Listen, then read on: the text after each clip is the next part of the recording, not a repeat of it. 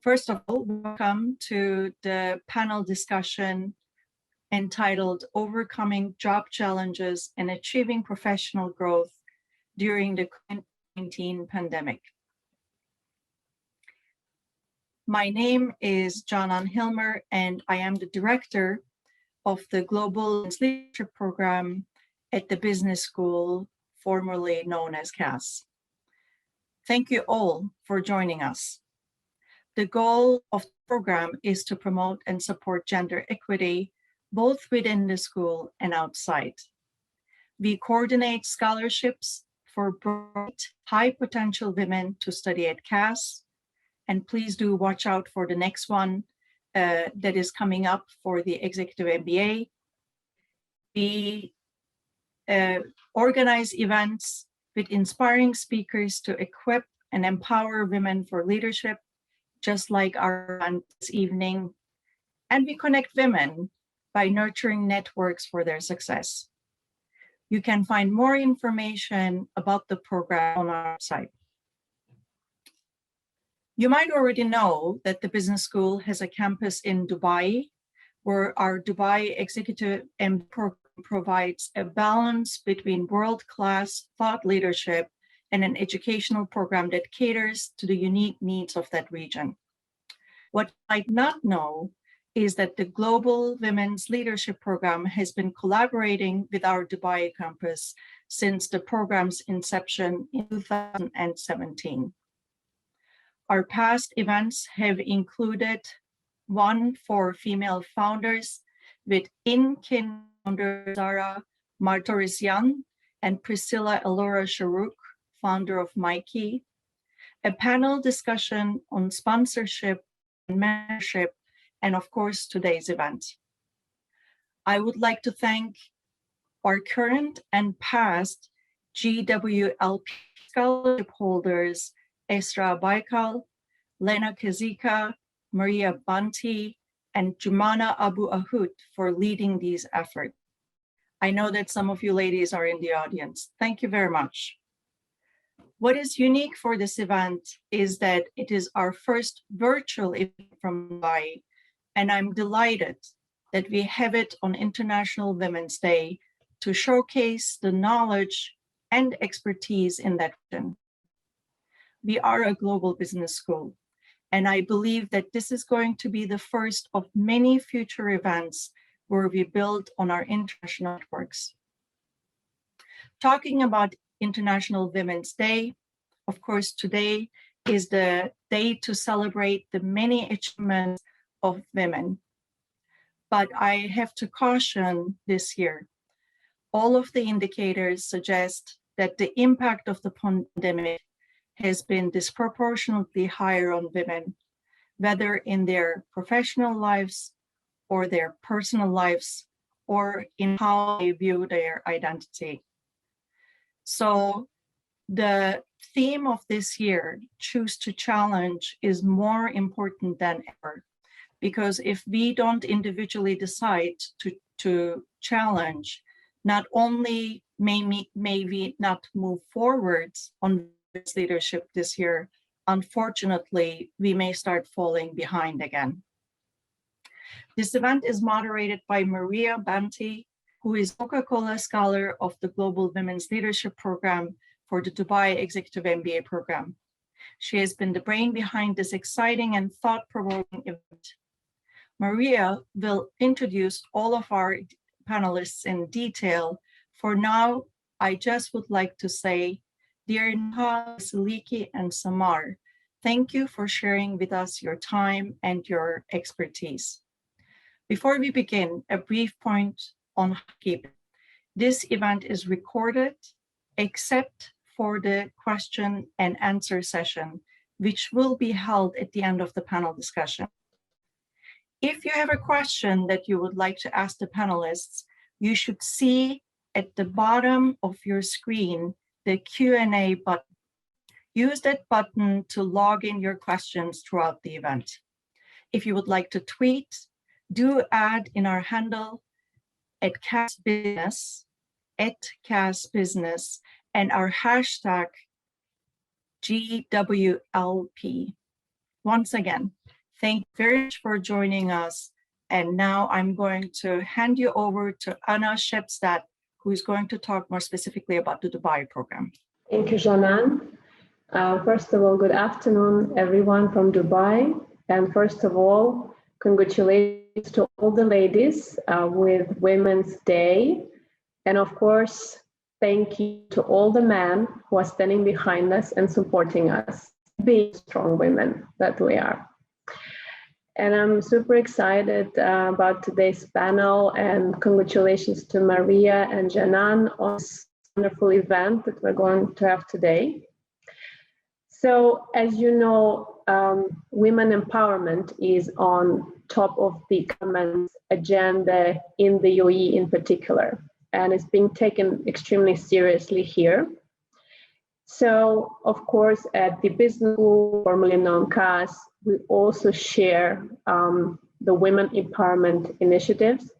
And for example, this year, our course of executive MBA started with 37% being female, which is an amazing achievement. And considering, you know, the region, we do see so many women interested in taking their education further, progressing in their career. And we have a wonderful international community of women at Executive MBA at the business school. Our campus is here in the DFC in Dubai, and we are here since 2007. So since the year, we have wonderful women in various leadership positions and also entrepreneurs who graduated from the business school.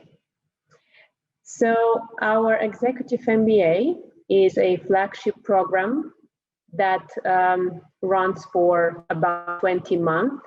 And the next intake is going to be January 2022. Just to let you know, in case you would like to continue with your learning and continue to upskill yourself, we already have a new cycle and we're accepting applications for January 2022. So we're very excited that our graduates are very successful women. And tonight you will see and hear all the wonderful stories. So big thank you from our Dubai office and Dubai campus. And once again, to the panel. And I wish you to have a wonderful event tonight. Thank you. Hello, everyone, and thank you for joining our event today. First of all, I would like to wish you a happy Women's Day, filled with happiness, health, success, and prosperity in the years ahead. My name is Maria Banti. I am a senior clinical embryologist and an executive board member of the Global Women's Leadership Program. And today I will be the moderator of the discussion. So before we start, I would like to introduce you to our wonderful speakers. If they would like to turn on the camera, please. Okay, so we have with us Noha Chechny. Noha is the founder and CEO of People of Impact and an award-winning social entrepreneur. Hi, Noha, and thank you very much for joining us today. Thank you very much. Yeah, pleasure to be here. We also have Samar El-Manharawi. Samar is the Vice President of Human Resources and General Affairs at Danone Corporation. Hello, Samar. Hello, Maria. Hi, everyone. Thank you for being here and happy International Women's Day to everyone. For being here too. And last but not least, we have Dr. Vasiliki Simoglu. Vasiliki is a counseling psychologist at Thrive Wellbeing Center here in Dubai. Vasiliki, if you could please unmute yourself. Sorry about that. Hi, everyone. It's wonderful to be here. Thank you for the invitation. Looking forward to our discussion. Thank you very much for being here today. Okay, so we will start our today's discussion by presenting the challenges that individuals and organizations are facing during these challenging times. And also we will provide ways how to manage these challenges. We will then move on to the issues looking for a job are facing. And finally, we will investigate whether there are any opportunities arising during these difficult times. After our discussion, will last approximately 1 hour, we will move on to the Q&A session, for another 30 minutes approximately. So please, as Chanan said, feel free to send your questions during the session and we'll cover them towards the end. So let's start by exploring the current situation, and I will start with Noha. So Noha, how do you experience the current situation and how has it impacted people and organizations? Thank you, Maria, for the question. I mean, personally, the current situation has a transformative one for me personally. And, you know, it has enabled me to cultivate resilience and to work really on self-transformation, reinventing myself, reconnecting to my purpose. So during the pandemic and during these times, I managed to start a third company, you know, as a social entrepreneur, and it's called People of Impact. And I engaged in several self-development programs to enhance and upskill in different areas that would serve my professional growth or in the future. So definitely this has been my experience, but we cannot also deny that it has impacted people in various ways. I think importantly, I would like to bring to light, you know, the psychological impact and the impact on mental health. And this is a critical issue that I think we all need to be looking at as communities and also as organizations. You know, how can workplaces support employees in this regard and place mental health as a strategic priority? And also as communities, how can we have peer-to-peer support? Because I think this could be one of the most important impacts. The second one is, as you mentioned, the loss of jobs. You know, there is a massive loss of jobs, 25 million worldwide, and even expected much more across sectors, informal and formal. And here again, there is a great need for organizations to transform how they support. And I'll talk about women because it's International Women's Day, but I would say, you know, we need to all be looking at, whether in the public or private sector, at planning for women, buying for women, investing in women. And when I say planning, I mean putting women's needs at the heart of every decision and every planning process. When I say buying from women, is looking at gender-sensitive procurement processes in organizations, buying from women entrepreneurs, or for companies that source raw material, why not consider women suppliers for these raw materials? And last but not least, investing in women. Again, here we're talking about, you know, enterprises that are women-led, that are receiving 4.7% share of global venture capitalist funding. So all of this can help, address the job impact. And lastly, of course, we're all looking at health and safety as critical, something we need to look at individually and as organizations. We're also seeing an increase in digital nomading and in remote work. I believe that it should continue post-pandemic.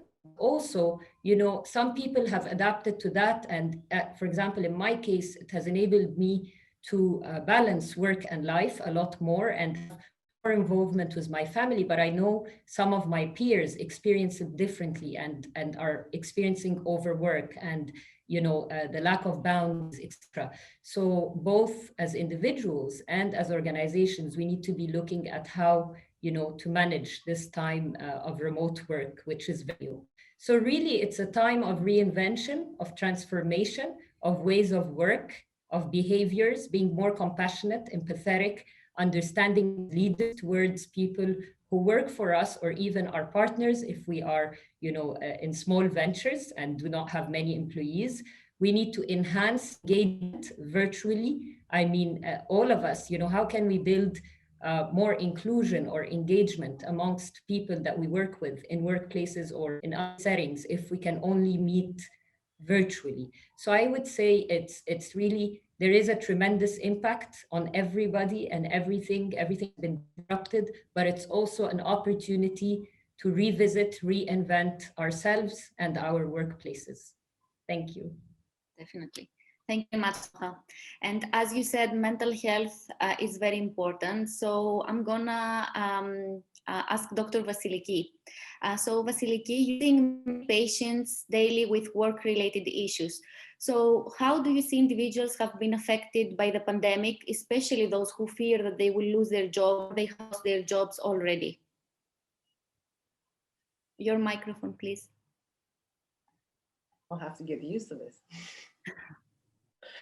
So yeah, so indeed, there's a there's a lot of individuals that I see in my practice who are suffering, especially now during the pandemic, with this, atmosphere insecurity, professional insecurity, with a lack of boundaries, as you were saying, Noha, in terms of their work and their life balance.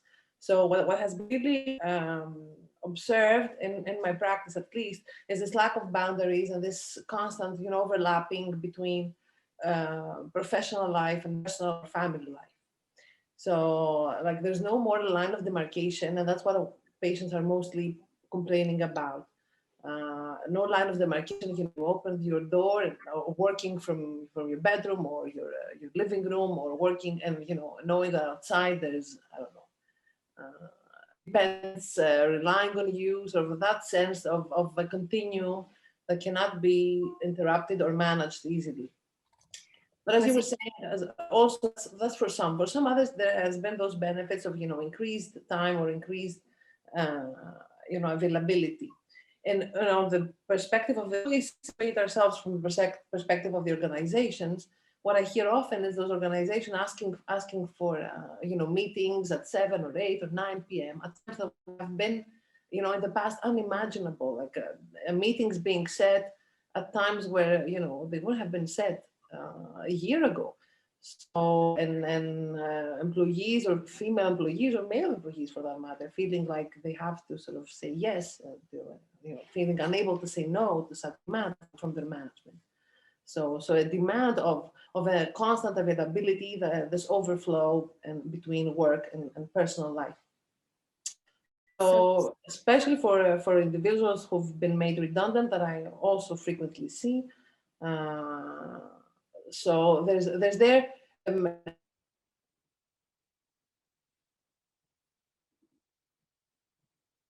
Sorry, Vasiliki, we cannot hear you. I don't know why.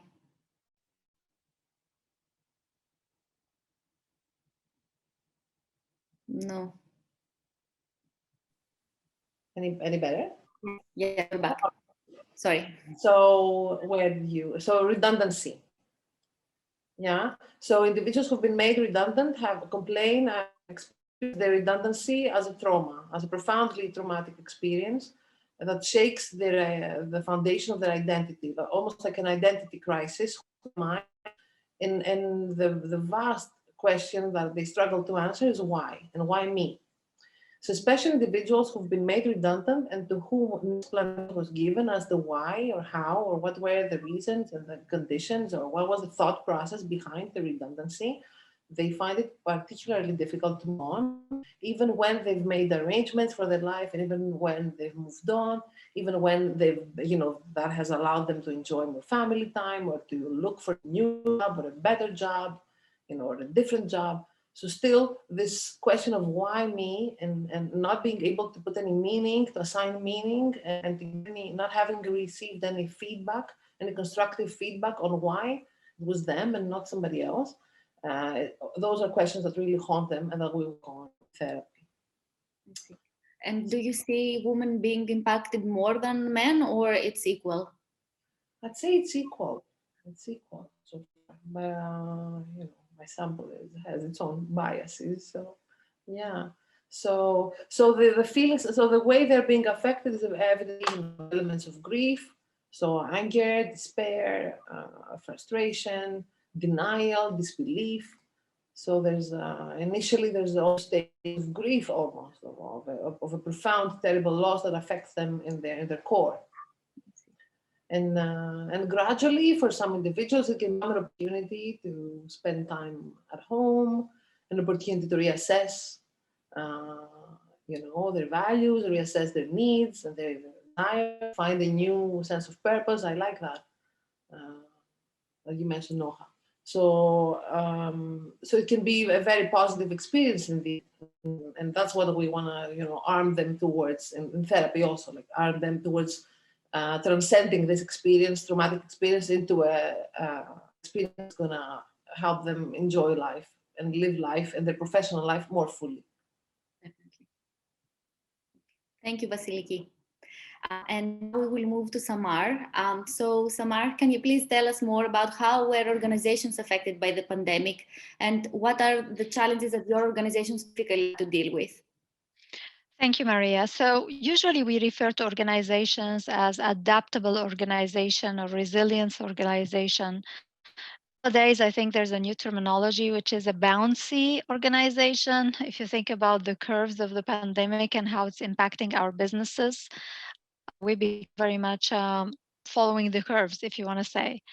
Um, the pandemic impacted the business, but the organization is not an human being, but you have the business, you have the employees, you have your suppliers, your partners, etc. So you have to cope with a lot of challenges that you've never coped with before. And I like what Noha said about the transformation, because you're transforming the way you're dealing with the problems now.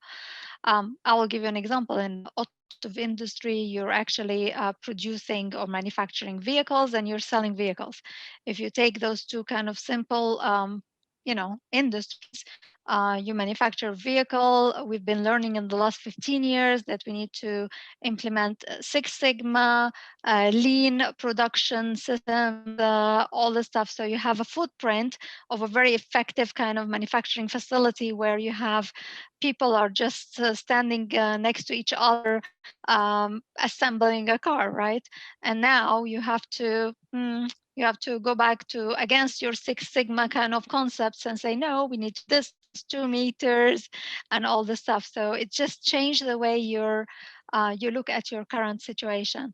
The other way is that you're selling cars, for example, you're buying anything. We went into virtual showrooms, right? So you try to get out solutions where you have a virtual solution even to your customers to be able to sell the cars. Interestingly, I will say 80% of our customers virtually are ladies. So, so this is a very good thing. Is like when we track the customers, we can say actually ladies are more interested in digital shopping, if you want to say, more than the gentlemen. The other thing which we're seeing with the organization is, of course, when you talk to people, and we'll talk about people details, but leaders and employees engagement level at the very beginning of the pandemic, it was like crisis management. People didn't think it's going to take a year and more, but then we're saying that talking about mental health, it's impacting the leaders as well as the employees. Become very stressful environment for them. As it said, people are just taking calls from their living rooms, from their bedroom, trying to lock their kids in another room and taking a phone call. It's becoming very stressful environment. So, we introduced a couple of that the employees a little bit and the managers, which I can give you more in-depth kind of examples about. But the whole employee value proposition has changed with the pandemic. It hasn't become an employee-employer kind of relationship. Before it was more the benefit that the employer provide to the employee. Now it's more about the flexibility the employer and the manager are providing to their employees, and the understanding of the crisis that the employees are going through, whether it's a crisis with a pandemic, or whether it's a crisis with having kids at the home, whether it's a dual income family, or the spouse was let go. I mean, you just name it. It's a whole suite of situations that's impacting our employees. So the whole ecosystem has been impacted, but we've seen lots of learnings on the business side, on the employee side, even on the supply chain side. In the old days when a supplier can't deliver a product or supply parts for you as a company, usually like, we're going to change the supplier, we're going to impose fines. You can't do this anymore because it's totally out of everyone's control. So you try to work with your supply chain to be more robust, including even extending a little bit of the current benefits that you're currently having to the employees, because we all have to successful in the current environment together. So interesting insights and things that we currently implement that we never thought that we're going to implement before. Thank you very much, Samar. It is indeed challenging times, but let's move on to the management of these challenges. So I will start with Vasiliki. So Vasiliki, how can an individual cope with the stress, anxiety, and concerns? And can a psychologist actually help? How can someone recognize signs and the symptoms of anxiety and depression? It's very important to know that in psychology, we reason in terms of a continuum, like we consider normality and abnormality wish in the continuum. So nothing is absolutely, or in absolute terms, abnormal. Like normality fluctuates, and there's a certain range of what we consider normal in a given situation. And sometimes and the more we move towards the extremes, let's take the example of sadness, like we all feel sad from time to time, but if we feel sad all the time or deeply sad, and that we cannot going into one extreme, and there's no sort of balancing out, and where we fall outside the range, that's when we think of this might be something indicative of a mental disorder. So in that logic, when we assess as psychologists, is what we call the 3Ds. So which stand for deviance, distress, and dysfunction. So is distress, so is the complaint the person is bringing into the counseling room, is their concern or complaint, is it distressing? Is it causing them distress? Is it causing them to feel uncomfortable, unhappy? So what kind of impact is it having on them subjectively? So here we're on the subjective side. And then we're assessing dysfunction. Is this issue causing them to dysfunction in their everyday life, in their job, in their family, in their obligations or responsibilities? Is it is what they're dealing with becoming an impediment in them living their life as they normally were able to live their life? And the third on deviance is we try to assess whether the behavior or the thought or the concern is deviant compared to a perceived norm. So we'll be thinking in terms of, let's take the example of hand washing, what concerns us. So, a year ago, hand washing as frequently as we did today would have been considered abnormal. But in the current context, it's considered normal. So, so we've added a bit of, it has to be even more severe for it to be considered abnormal. So consider how deviant the behavior is compared to the surrounding norm.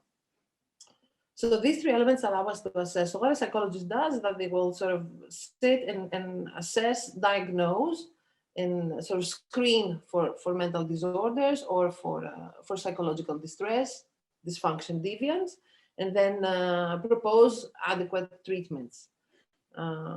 So in that sense, when it comes to anxiety and depression, which are by and large the reasons we are consulted for the most frequently, so depression, anxiety, we will have in this continuum of normality, abnormality, worry. If we take worry, which would be the main symptom of anxiety, persistent worry, like worry is a term, or feeling stressed about things is an absolutely normal state.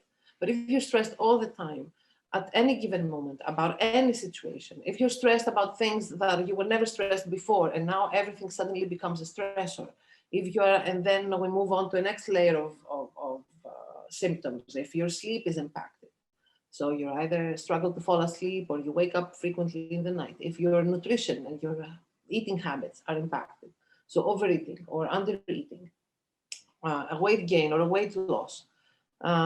So these all are signs and difficulty concentrating at work or at home or in any given task. These are signs that the person might be dealing with anxiety. When it comes to depression, the main symptom that we look for is sadness. Of course, it's sadness, but that sadness again is a persistent, ongoing sadness that cannot be, that the person cannot snap out of, if you wish, and that the person is dealing with constantly, to the point that it becomes despair or helplessness or hopelessness. And those feelings are permanent feelings. Now, when I say it's there for a long time, maybe you're thinking it's there for months. But actually, the diagnostic criteria involve these kinds of symptoms being present for 2 weeks for us to diagnose. So often we see individuals who've been struggling with those issues for months and maybe a year or maybe more than that. But we can diagnose, if a symptom is constantly present and consistently present for above 2 weeks, then this is a medical, this represents a concern, a psychological concern that needs to be dealt with professionally. So there was a part of, you asked me about I think, how can we cope? Like what kind of... So how can someone recognize the signs and the symptoms that you already informed us? And how can an individual cope, and if a psychologist can actually help? Yeah, yes, for sure. In the sense that so dealing with those issues alone often leads a person to further isolate themselves and to further withdraw socially or interpersonally, and aggravates the symptoms. So whereas addressing them and taking the time to understand where they come from, that's the job that we would do with someone suffering from those sorts of symptoms. So we try to figure out where the symptoms originated, what are the triggering events, what are the triggers for the person, and the causes or the contributing factors that led them to developing that symptomatology. And from there, we try to work with them towards developing, better coping strategies, healthy coping strategies, improved self-care that I'm going to talk about surely. I'll be talking about today later as well. So self-care and the importance of self-care, and sort of prioritizing their needs, communicating their needs better, and gaining more self-awareness, and being able to self-monitor their symptoms and sort of be able to assess whether things are improving or stagnating or worsening. We often work with a psychiatrist, so whenever symptoms are persistent and psychotherapy, talk therapy alone cannot address the concerns, we refer our patients to a psychiatrist who's going to do his or her own assessment and screening, and eventually suggest medication. So we've seen an increase in that as well. We refer more and more frequently these days.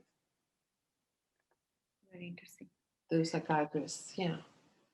Okay. There is help out there.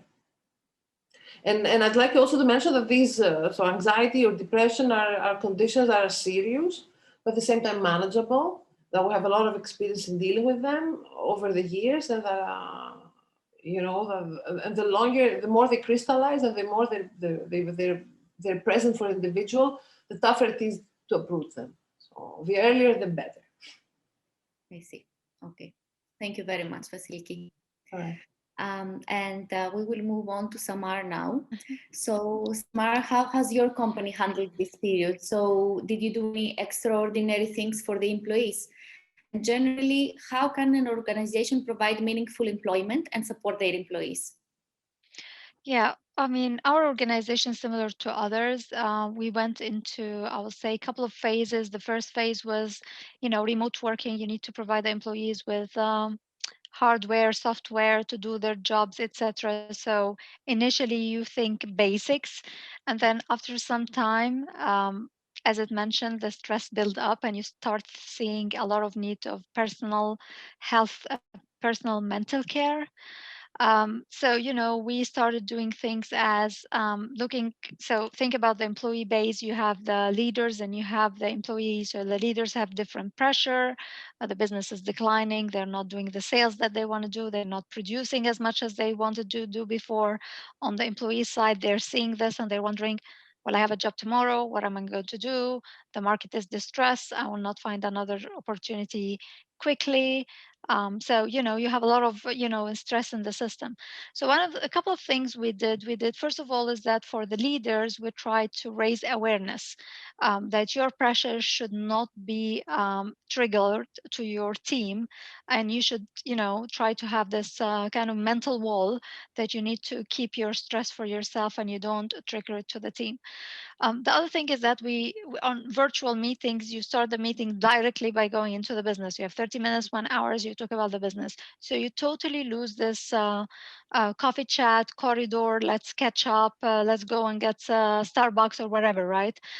So we start introducing something called like coffee chats, 15 minutes where employees or managers or teams just get along together. You open it, it's not mandated, where people join with a cup of coffee or wherever and just chat about anything that they want to chat. So we have a little bit of a human touch. The other thing what we realize is that there was a lot of pressure on families in general. The children were with the families in the same place. It's sometimes it's small headquarters where it's very difficult, etc. So, managers were very much adamant. We were realized very early is that people are actually overworking. So they work more than their more normal 8 or 9 hours because there is no boundaries. But also trying to mandate that people stop working at 6 o'clock or 7 o'clock may not work perfectly to some of our employees. So I will give you an example. A mom with 2 kids in the house and both working parents, sometimes the mother or the father will say, okay, I will start early and I will stop by 12 and then I will start again at 4 and finish at 8, which is giving them this flexibility and raising the manager's awareness about this need of flexibility. There's no one size fits all. Everyone has their own kind of needs. We also, for the children, like we thought it's a very good opportunity to raise kids' awareness of what is Nissan, what is the car industry, what is the automotive industry. So global, worldwide, we launched a campaign for kids to color some of the old designs of Nissan and have a quiz about it and all this stuff. So it was really engaging, right? Because we were in meetings and the kid will come and say, see my drawing or see my picture and all this stuff. So you feel like a part of the family. Again, it's just a simple thing that makes people a little bit relate to each other. On the more benefits side, we realize in some countries that the benefits is not sufficient enough for example, the plant employees to sustain medical care in case of COVID, right? So we increased the medical coverage in some countries to allow our employees to get the best treatment if they're COVID positive, and we have some of those, of course. Um, the other thing which we did is that we did some engagement events to the employees, and you will be surprised how talented your employees are. So in one of the countries, they did a live music kind of gathering, and we have some of our own employees actually playing instruments to other employees. So you start building this kind of relationship. You continue with the business, but you start doing all those kind of snippets of engagements that helps a little bit. Um, so leading, I mean, on the learning side, on the virtual learning side, we gave our our leaders a program called Leading Through Challenging Times, just to show them a little bit of how to be resilient through the situation. On the, I would say, middle level managers, we gave them a program of managing through how to manage virtual teams and how to keep them engaged and all this stuff. So again, as I said, I mean, you use your learning and development kind of tools, you use your engagement tools to bring this all together. You can take the employee's mind from, if the business is deteriorated, I might lose my job, right? But you have to have them pivot and think that there are certain things that's in their control and there are certain things that they can't control, and they shouldn't be stressed at the things that is outside of control. So again, lots of education, and the HR professionals are becoming more on the psychiatric side. So we really appreciate the feedback of our kind of colleagues on the medical side. That's great. Thank you so much, Samar. And now we'll move on to Noha. So Noha, how can an individual achieve sustained personal and professional growth during these times? And how can an organization support them? Yeah, so I want to start by really, saying that I loved what Samar was saying about the simple things make a big difference. And it's the same on the individual level, really being present in the moment, enjoying those quality times with our friends, with our family, etc., make a big difference. And celebrating small milestones that we have in our lives is very important. Secondly, I also really like what Dr. Vasiliki said about, getting support and help early on. This is critically important in terms of self-care for ourselves. So in answering this question, to achieve sustained personal growth, I mean, from my experience, it's about emotional and energy efficiency on the personal level. So how do I manage my time and my energy and place them on the things that truly matter, that truly yield to the results or the goals, at helping me reach the goals that I want on a personal or professional level. So this is number one.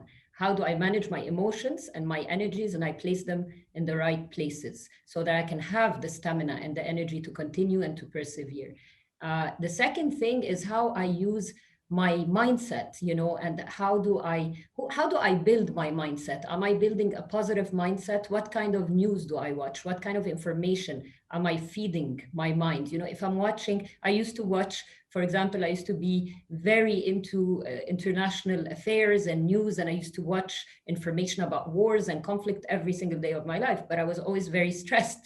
And I think that contributes to that. So also engaging, our mental, brain power or capacity in absorbing also things that make us feel good, that are motivational, that build our skills as well, like podcasts, like book, and cultivating that positive mindset.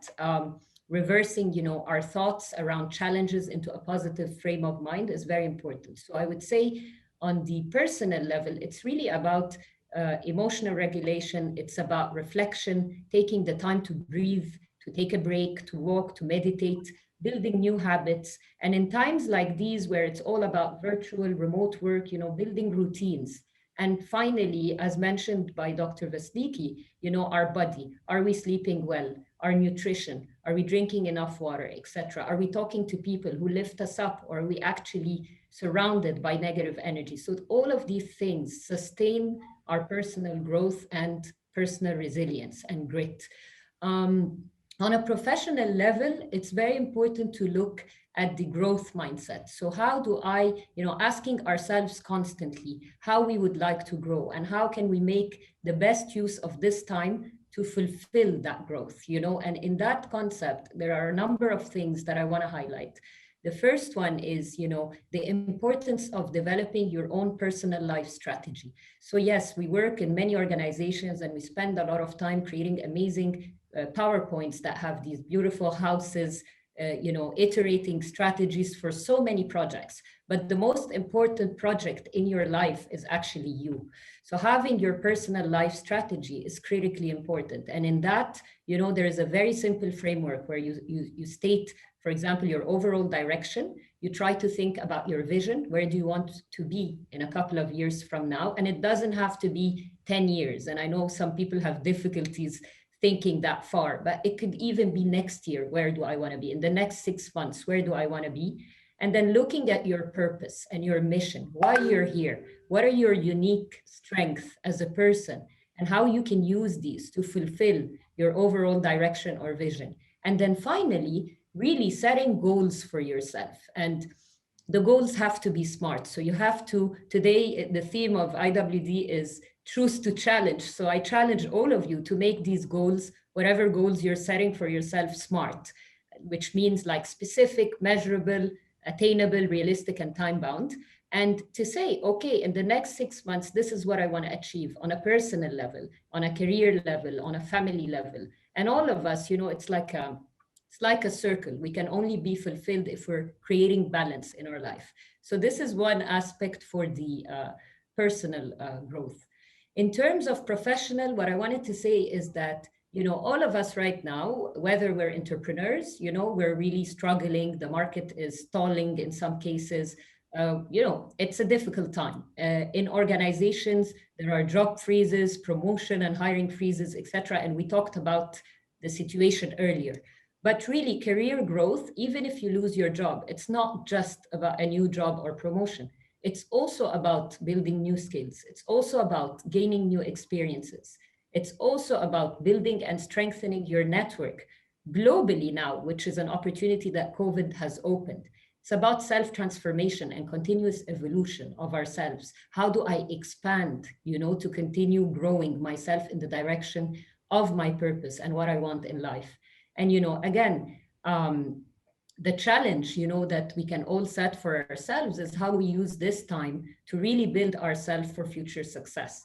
And if you're struggling to really answer these questions on your own, or to see which direction to take, find a mentor, take courses around those kinds of things. And also advocate for causes or volunteer for organizations that you are passionate about. And what I wanted to say, all of this, might sound, but this doesn't give me an actual job. But actually, all of this networking, volunteering, gaining new experiences and projects, doing even consultancies for a short time, building your network, etc. All of this opens doors to new opportunities. And in my own experience, and I've had a career of around 20 years, there are, no career is a constant line.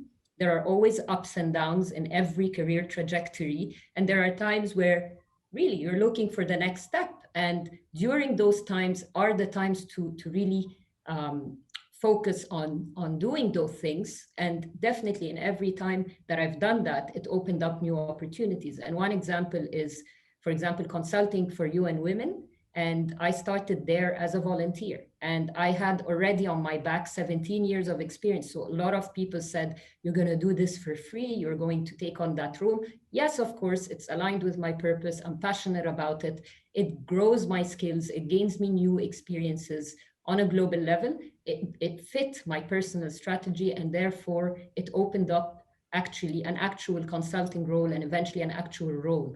So I really encourage everyone to look at this time, in a way that is, with a growth mindset and, looking at the way forward and the opportunities from personal connections and leveraging all the tools you have, mentors, LinkedIn, your support groups, joining associations or professional groups that can open up these opportunities as well.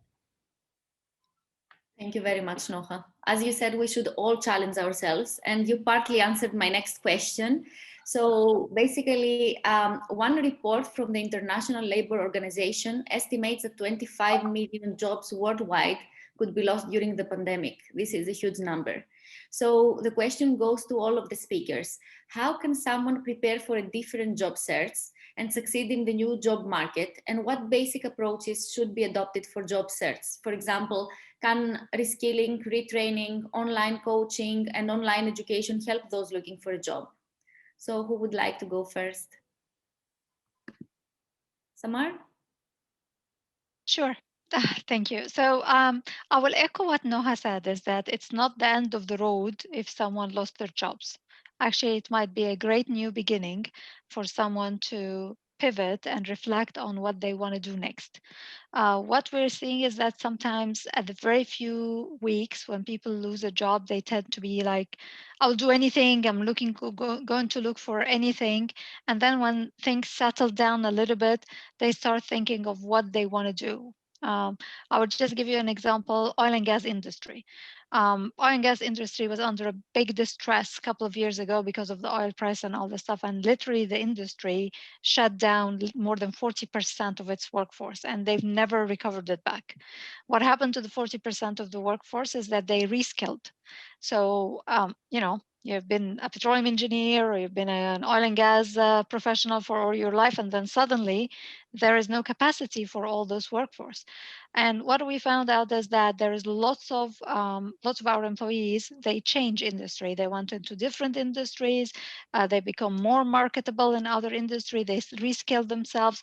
Whether you're talking about lower level employees, entry level employees, it's easier. Executives becoming more on the consultation side. So we've seen a lot of success. And being an HR professional for 20 plus years, I've seen it all the time, is that, there's a very kind of a curve going down. People get a little bit emotional about it. They reflect, and then it becomes the best thing ever happened to them.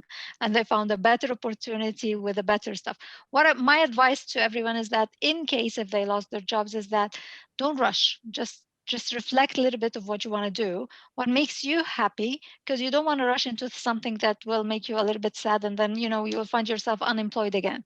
And whether you want to be employed or when you want to do your own thing, maybe you want to take the time to focus on a personal situation that you currently have, just be happy, right? Opportunities like this may come, and you just want to use it to the full ability. Thank you, Samar. Vasiliki, would you like to add something? Yes, I'd like to add the concept of a concept that's very dear to me in psychoanalysis, that's called desire.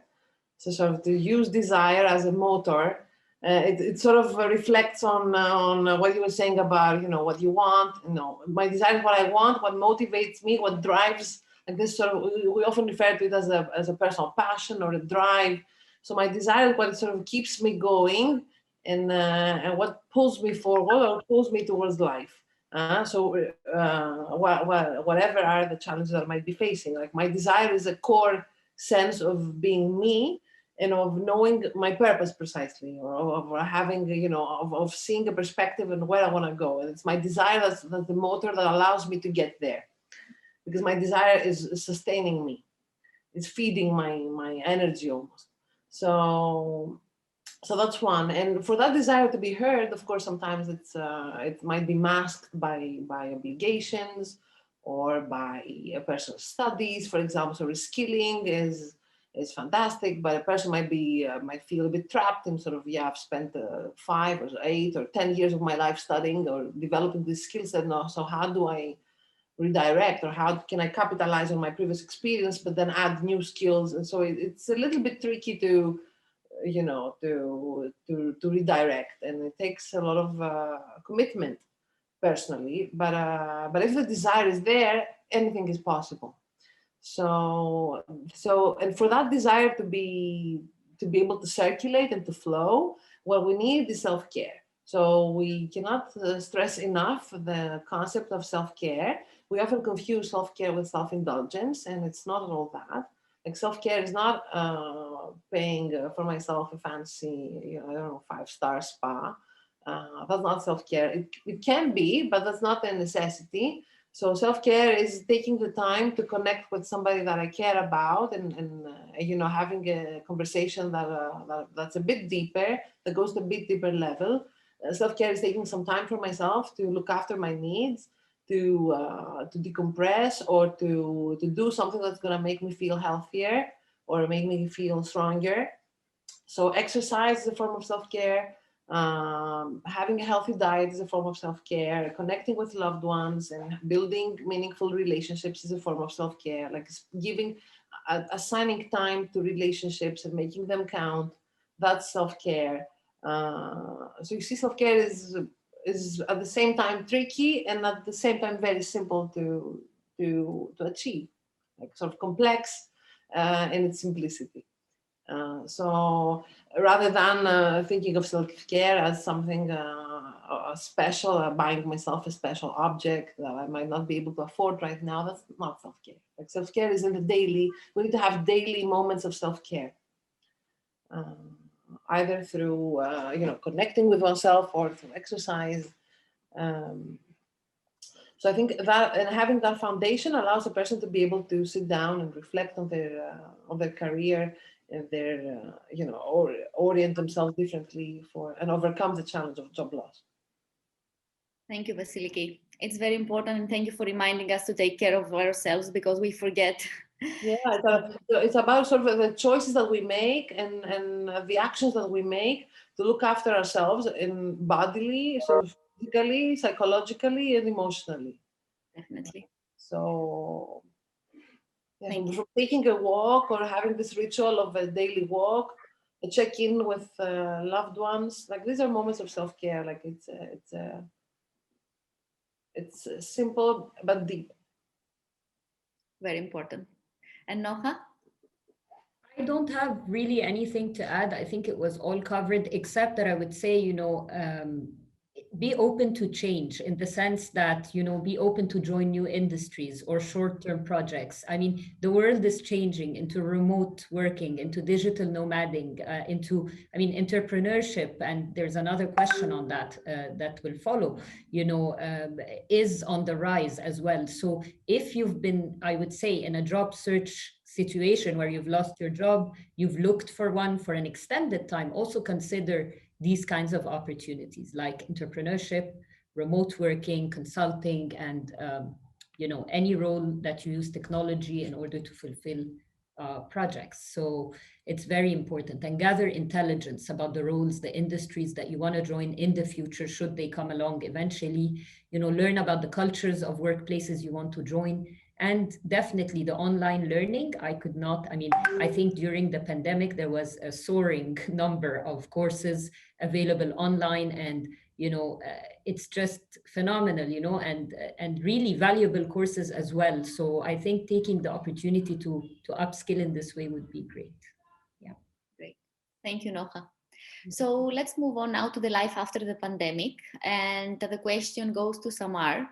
So Samar, despite all these challenges, do you believe organizations will go back to normal? So looking on the bright side, crises allow us to make decisions and implement policies that are difficult in normal times. So are there any new norms that will benefit future organizations, such as working from home, for example? Yeah, I honestly don't think that the life will go back to normal, because normal is changing as we evolve. With a pandemic or without a pandemic, it's difficult. It's difficult to forget this kind of what happened with the pandemic, even if suddenly we wake up in the morning and there is no virus anymore. So I will just give you some of the things that I'm seeing evolving, and we have our kind of own HR communities, both different industry HR and all the stuff. And these are the things that we're discussing. So companies' organization design are changing. Your normal hierarchy kind of situation with organizations changing a little bit to a little bit agile organization with virtual teams. You don't have to hire everyone in the same location. As an organization, you can actually start tabbing on different markets that you never hired from, which gives you more kind of ability as an organization to reach more talent base. um, Prioritization in the organization is very important. So you can't continue. Sometimes you can continue to grow. You may want to right size to be able to sustain and survive the current situation. So prioritizing your needs and as an organization. Your customer offering also changed big time, right? So the way you're dealing with your own products or services will change, and how this implicates your employees. How do you need to upskill your employees, etc. On the employee side, we're seeing a lot of trends towards not only offering employee benefits and welfare, but also one of the programs that a lot of companies are looking at now is employee assistance programs.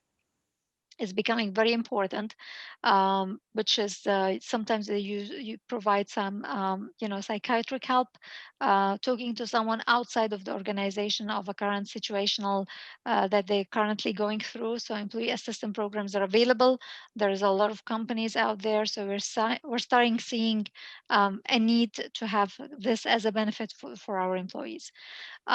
Again, continuing policies regarding flexible working is important. You know what? Initially, employees were asking before the pandemic for remote working, but now we're seeing actually that 80% of our employees are asking for a moderate employment kind of condition, where they see that coming to the office twice a week is actually reasonable. So we're seeing the other way around, is that not everyone wants to work remotely. Some of them actually wants to come to the office for the human kind of interaction. So building policies around this and around productivities is important. On the workplace, safety is becoming very important, right? So even if you have employees coming back, similar to UAE, for example, you need to equip the office that is going to be more hygienically savvy. So you're starting to put partitions between employees, kind of working stations, not allowing everyone to sit in the same place. I know a lot of companies here in Dubai and other locations, they used to have canteens. Now the canteen is changing to be having lunch on demand, where employees can take their boxes and eat where they're sitting. Masks, providing gloves, etc. Um, Policies around social media usage also is important, because we find that sometimes employees put confidential information on social media. Data privacy is very important. Using of your hardware, softwares kind of is important to put some policies around it. And the last but not least is the vaccination policies. So we don't have vaccination policies now, but as private sector, but I know that lots of governments are actually starting mandating to have vaccination policies. And we're seeing it in some kind of government bodies here in UAE. So, vaccination awareness, asking the employees to be aware, not mandating that they have vaccines, but give a physical kind of checkup, ask them to talk to their physicians before they take the vaccinations. again, it's very important because, by time we need to ensure that we have immunities in a way or another so that we can contain the current environment. So lots of HR policies on lots front, whether it's an organization or employees or workplace. But back to normal, I don't think there's back to normal. It's just the new normal, as everyone says. Yeah. Okay. Thank you very much, Samar. And we move on to Noha. So Noha, as an entrepreneur, do you see any opportunities arising from the current situation? So is it a good time for someone to start up their own business and chase their professional development? Absolutely. I mean, I think for enterprises, no matter how hard it's been, I mean, for SMEs in general, the economic impact of the pandemic, causes a threat to all these businesses. However, it's also a time for global expansion. It's also a time for new opportunities to explore new markets and new customer needs as a result, of the things and the trends that have, appeared or emerged during the pandemic. It's also a time for us as women and as entrepreneurs to collaborate and to unite around common goals. So, for example, creating caring alliances and partnerships where we come together. For example, if you have two consulting firms focused on the same issue, now we join hands, we consult together, we create consortiums, task forces to work on similar issues for our clients. So there's a lot of collaboration, and the beautiful thing is that it's across borders, and that market has opened up. I would say the pandemic should not stop anyone from becoming an entrepreneur. Entrepreneurship is not an easy journey, so before starting a venture you really need to make sure that you're truly passionate about this, and if you are, then definitely it is the right time, so long as you choose the right problem to solve, the right market opportunity, and you can definitely contribute to solving some of the most complex challenges that are facing the world today and that customers need. Another thing is, if you will think of starting a business, think of a technology-driven or digital business, because as we have seen and experienced as entrepreneurs during this pandemic, is that we all had to invest in digitizing and transforming everything that we already had, and that has not been an easy investment. Some of us could not even cover the cost of that transformation. So if you are going to start, think digital from the start. I think there is a great space as well for social innovation and social entrepreneurs, in the sense that, there are so many sustainable development challenges that are continuing to grow. Inequalities around the world are continuing to grow, and we need solutions. We need people to own these problems and to step up to contribute to solving them. And therefore, if you have an interest in social impact, why not consider social innovation? It's greatly needed during the pandemic, whether in healthcare or in any other sector. And I just, wanted to say that, companies like GE, Netflix, Microsoft, they all started in economic downturns. So these downturns are usually also always an opportunity for businesses to start and to eventually grow and flourish. There are certain industries, I would say, to close my comment on this, that are a particular good opportunity at the moment. And one is the food, industry. So this is obviously people are spending a lot of money on food at the moment or during the lockdowns. Self-development is on the rise. Wellness is another one that many people are taking interest in. Mental health at work is also, I'm in an accelerator program, and I have at least 3 or 4 ventures that are working on mental health or wellness at work.